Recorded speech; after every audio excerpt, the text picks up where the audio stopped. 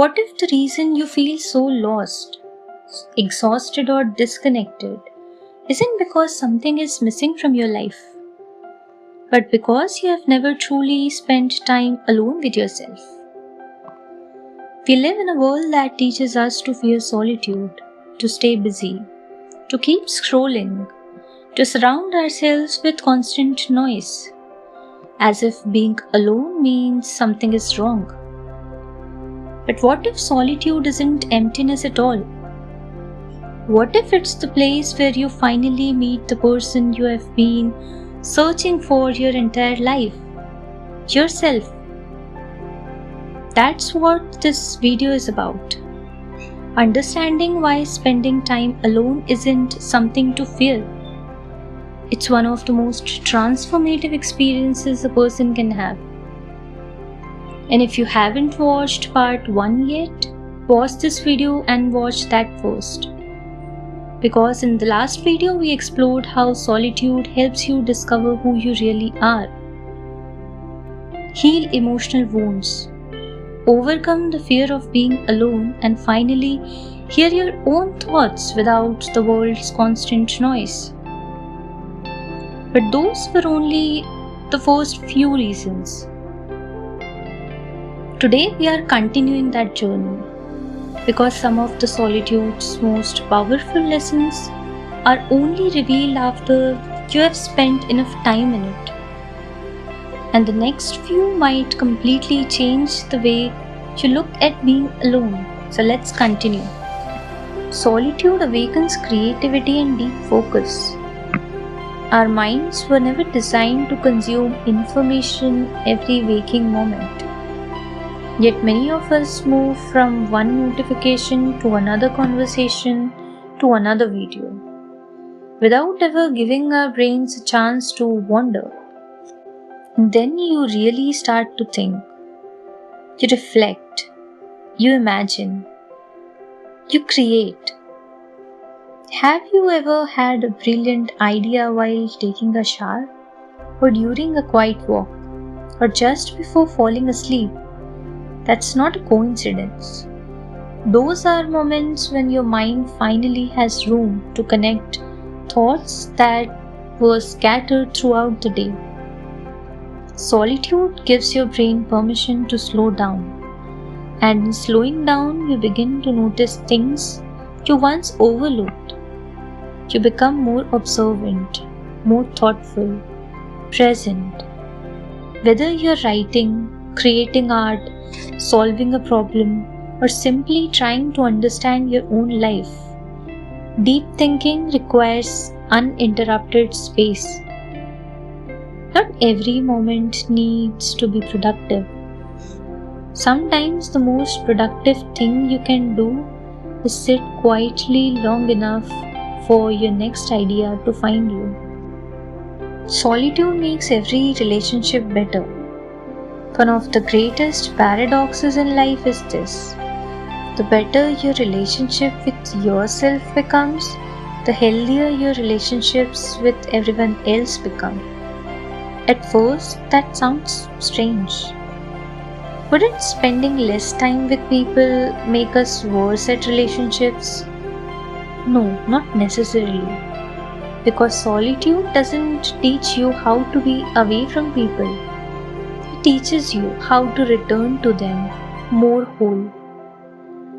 When you have spent time understanding yourself, you stop expecting other people to read your mind. You communicate more honestly. You become less reactive. You stop seeing every disagreement as rejection. You stop clinging to people out of fear that they'll leave. And perhaps most importantly, you stop asking one person to meet every emotional need you have. No partner, no friend, or family member can carry that responsibility. It's simply too heavy. Healthy relationships aren't built on dependence. They are built on two people who know how to stand on their own and still choose to walk together. Psychologists often speak about secure attachment, the ability to feel connected without constantly fearing abandonment or needing constant reassurance. While many factors shape attachment, learning to enjoy your own company strengthens that sense of inner security. Because you have already discovered something important, I'll be okay even when I'm alone. Ironically, the less you fear being alone, the more freely you are able to love. Not from desperation, not from emptiness, but from choice. Solitude teaches you self-worth and healthy boundaries. When you spend enough time alone, something begins to change. You stop measuring your worth by how many people text you, how many likes you receive, how often someone chooses you. Because you have already chosen yourself, and that changes everything. Many of us grow up believing that being needed means being valuable. So we over-explain, over-give, over-apologize. We ignore our own exhaustion because disappointing others feel worse than disappointing ourselves. We ignore our own exhaustion because disappointing others feels worse than disappointing ourselves. But solitude quietly asks a different question. If no one were watching, how would I treat myself? Would you speak kindly to yourself? Would you rest without guilt?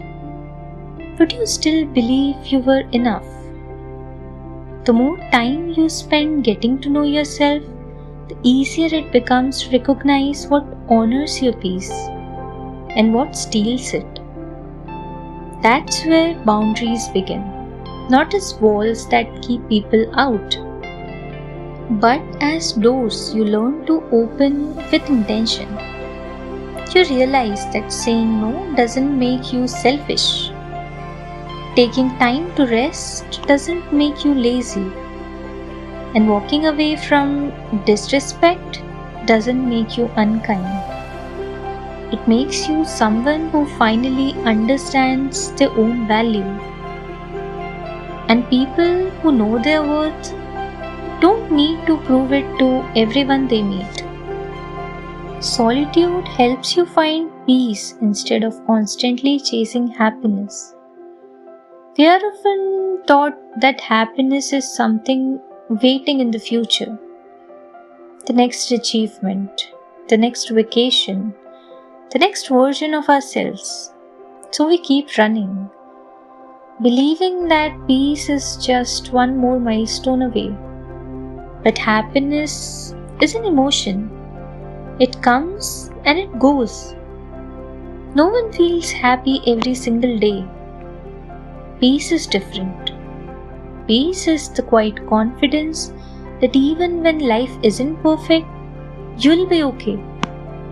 Solitude teaches this better than almost anything else.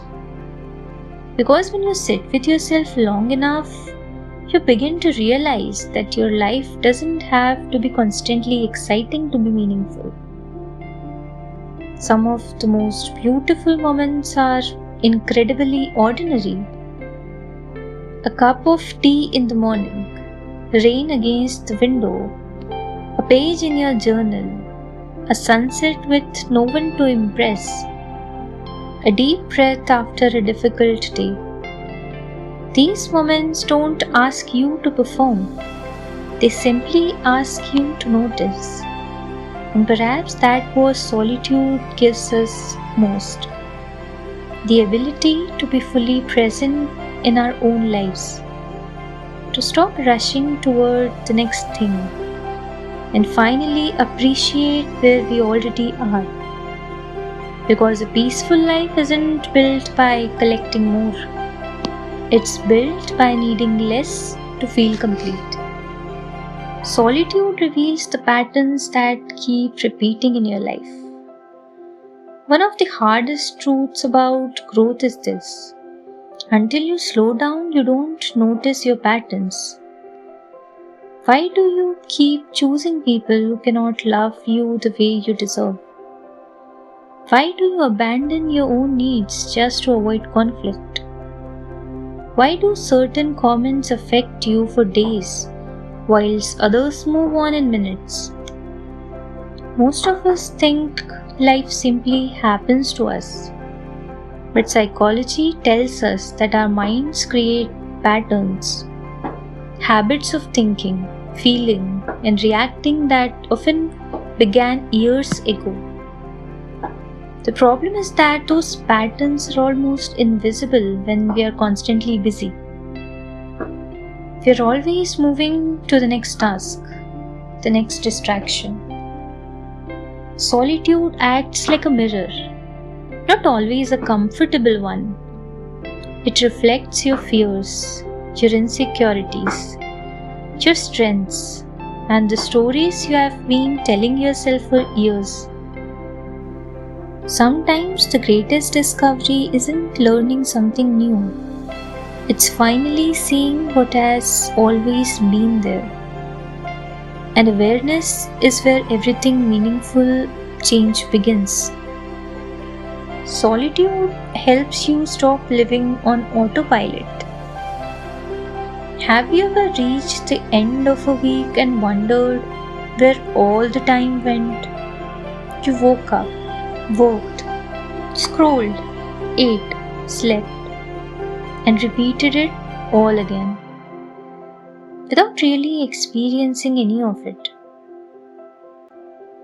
We call it living on autopilot. Our brains are designed to conserve energy, so many daily actions become automatic. While that's useful for routine tasks, it can quietly turn our lives into habits we never consciously choose. Solitude interrupts that automatic rhythm. When you're alone without constant stimulation, you begin noticing your thoughts instead of simply believing them. You become aware of what drains you, what energizes you, what matters, and what no longer belongs in your life. Instead of asking, "What should I do next?"